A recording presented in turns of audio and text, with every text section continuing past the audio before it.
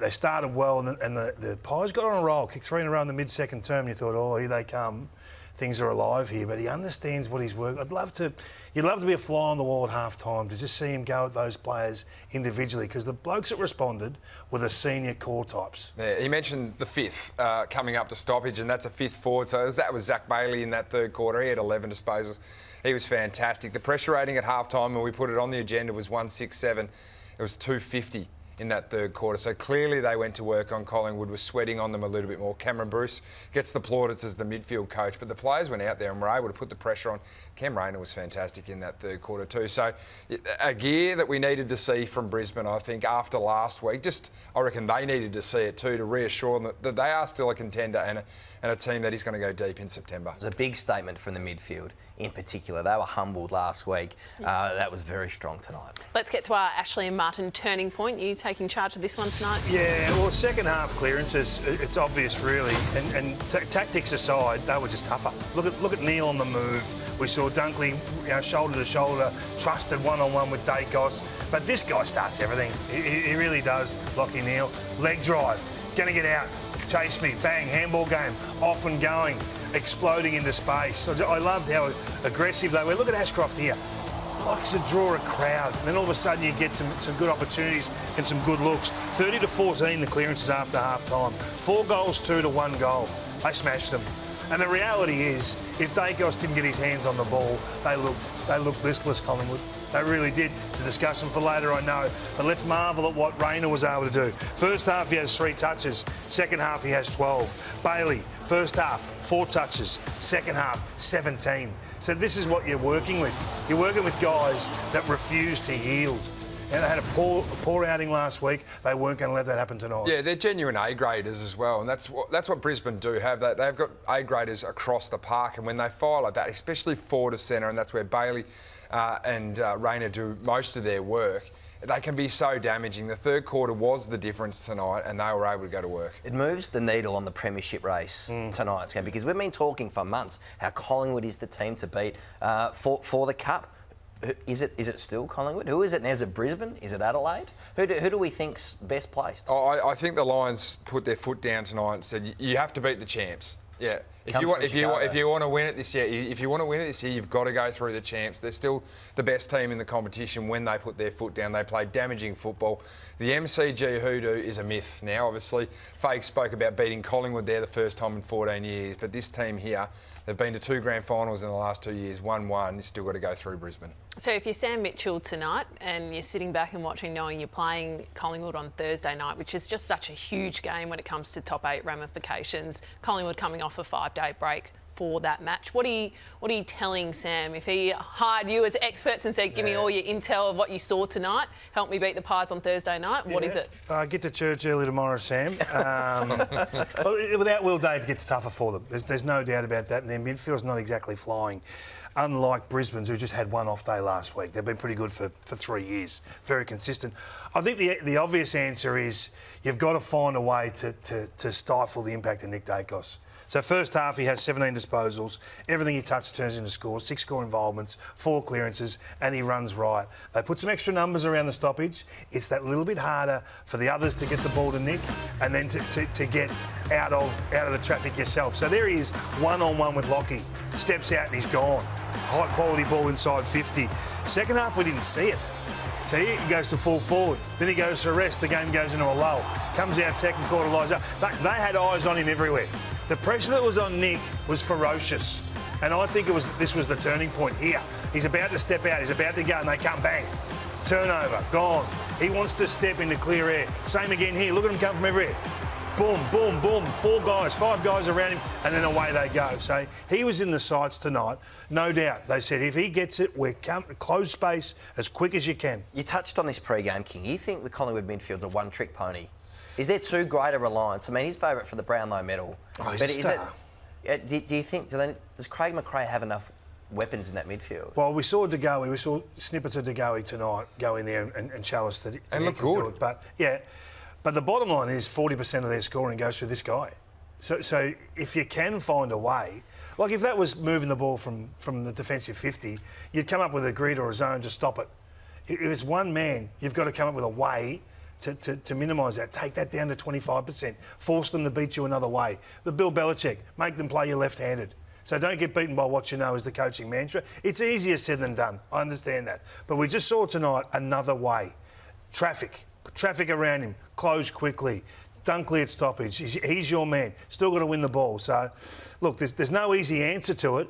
But from a Collingwood point of view, it is on the unhealthy side of what they ideally want to look like. Too reliant on him. Do you They agree are. with that, Jack? I think so. But if I'm Sam Mitchell and looking at this game going into next week, I think the key is, as Kingy's saying, you've got to man up Dacos or figure out a way to stifle him. Own the perimeter of that inside contest. So make sure that you can't get beaten on the outside. That's when Collingwood link up. They try and get 1-2s.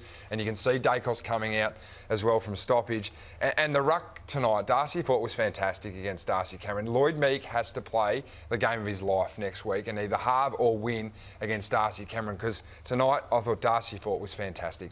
You say get to church tomorrow, but don't you think there's a decent chance there Opportunity. for the Hawks then? Because, Yeah, so that's a stunning stat, the reliance on Nick Dacos Yeah, to score. 40% of scoring. It's the most in the competition. It's the most I've seen for a long time. So there's opportunity for the opposition to clamp that, but it does show you the form that he's in. So everything he touches does hit the scoreboard. But Yeah, the only thing on that, King, is there's still Bobby Hill and De Goey to come in tonight. They are going to get better, Yeah. but they're on the clock, aren't they? They need to get better in a hurry because they're no guarantee to finish top 4 now, the Pies. Did they miss a trick though? We're watching the game going, we think Jordan De Goey is potentially that line breaker that comes in and maybe the second banana too, Nick Dacos, and they sub him out for Bobby Hill. Mistake. Clearly Mistake. there's a minutes thing there. I just think that sometimes there's a game feel. So they do only get one shot at it with De Goey. I would have left him out there for a little bit longer tonight, just to see if he was the one, along with Dacos, that maybe could bring Nick Dacos into the game with his power around stoppage, but they left that for the small forward and 60 Hill coming minutes. in. He played 60 minutes, so clearly that was a plan. You know, you don't arrive at 60 by accident or by chance. So they've clearly said 60 minutes. They're playing the long game. They know they're good enough to put a month together and win it. The bottom line is that. All of them know that. They've been there before. He looked good in the midfield when he was out Yeah, there. he did. And he changes the whole lineup, really. But it is hard to come back after a long layoff and play consistent, high-level football against guys that have been playing flat out for 6 months, in good rhythm, in good form. Good luck. It's tough. I can hear Brisbane Lions fans saying, hello, we Yeah. won the game, can Yes. we talk about us? Let's get back So to we them. will. I want to get back to Rayner and Bailey because these two, and you highlighted their turnaround tonight in game, but these two are those X-factor players that win you premierships, don't they? I mean, they've obviously got the system, the Brisbane Lions, and they've got, an array of players you could highlight and praise tonight, but these two are really your game changers. Yeah, and I think the contested possessions is where it starts for me. Get your hands on the ball. It's the hardest part in footy is to get your hands on the ball. One contested possession at half-time, Bailey. He'd have been furious with the start tonight. Then he has 6. He can play anywhere. He can go on ball. He's been an elite wingman at times this year. He's a gun half forward. But he just creates things. 2 goals and a half of football. And then you have Rayner doing the same thing. It's a great luxury for Chris Fagan to have, to be able to throw those guys around the action and trust them because they've done it before. Rayner, the same thing. 2 contested possessions at half-time. Hardly excited in the first half, really. And then goes crazy, 12 disposals, and delivers upon the role the coach has given him. And I've got no doubt it would have come with a barb.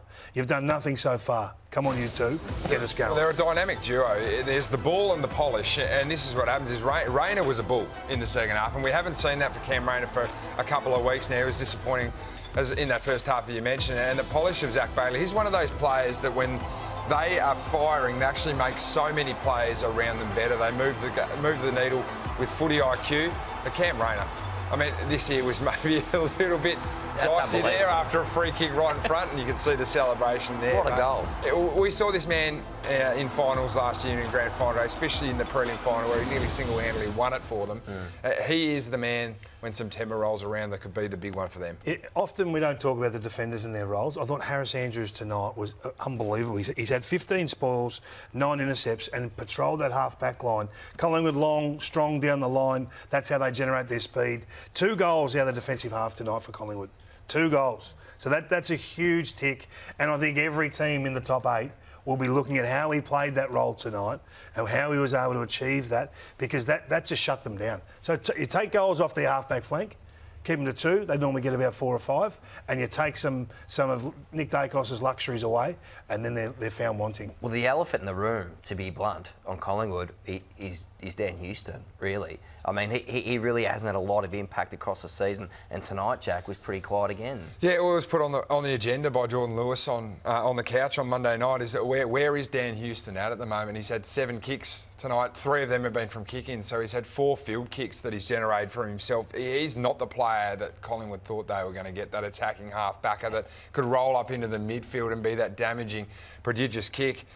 I don't know whether he's there week 1 of the finals Not there. at the moment. Well, he's not playing to a standard. He doesn't fit into the Collingwood mould. You're Craig McRae. I think they'll play him, but I still don't like. I don't know whether he's in their best 22. I think they play him through. You're worried about you're really worried about his. I'm worried about how he fits into their mould, and we've seen this with Lockie Schultz. So maybe it does take time Meaning for Dan what, though? Houston. What does that mean specifically? Well, I don't see him gelling to the style that Craig wants them to play. Dan Houston is a run and gun defender, and at the moment, Collingwood are the long down the line side that generate their speed through pretty straight ball movement. I see Dan Houston as a line breaker, and that's what we saw at Port Adelaide, or multiple All-Australian. Is he's the change of direction player that shifts it from one side to the other.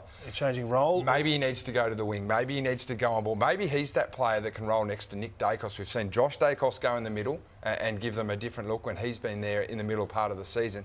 Maybe it's time to pull the Dan Houston cord and actually get him into the middle of the ground and give them that running power and prodigious kicking centre forward. What would you do? I just think you start with challenging the player to be better. I don't see him playing anywhere else. He's a half-backer. They know what they've bought. They've just got to challenge him to be better and get involved more. I think he waits for the game to come to him. Well, how have you rated his season? No, he's had a poor season. And you're there to do more than just kick the ball out. I mean, that's not really a high-level function. I'd like to see him get his speed up and going. And I'd love to see his GPS. Is he doing the kilometres in game that are going to bring 25 touches? He's clearly low on confidence at the moment. I think there's a piece of play late where he just handballed it just to get it out of his own hands. And I look at that as someone who should want to get the ball 25 times. Every time there is a Collingwood mark, I'd love to see Dan Houston just getting past. Handball receive, demanding the footy. We're not seeing that at the moment. It's like a ticking time bomb when it gets in his hands. Yeah, it's interesting. I think 2 months ago, Collingwood coach Craig McRae told us on Super Saturday that he had a 40-minute conversation with Nick Dacos to help spark that back into form. You'd think that'd be happening this week with Dan Houston. Pretty tough, isn't it, when you get traded to a big club like Collingwood and there's so much pressure on you to perform? These are the risks, Kath. This is what you sign up for. You know what's coming if you don't deliver, and here we are. And he's all-Australian calibre. He's a top liner. There's time to turn it around, isn't there?